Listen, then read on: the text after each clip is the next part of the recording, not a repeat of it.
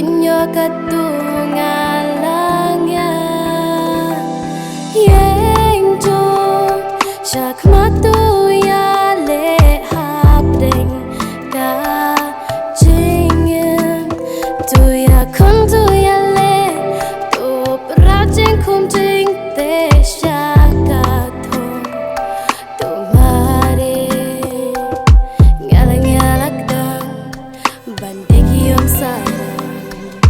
Hajing mojing terkadap tang daki ombak thang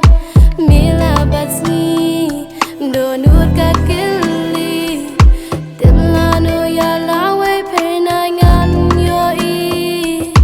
Kat barang la ngan yaisha Wala sula tharingam salya Jing dum kika ya jing man kira Kenyo katungalangnya Yengjo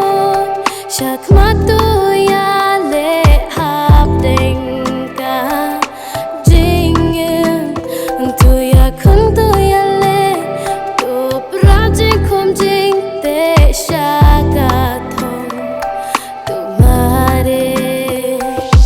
Yengjo Shakmatu ya le hapdeng ka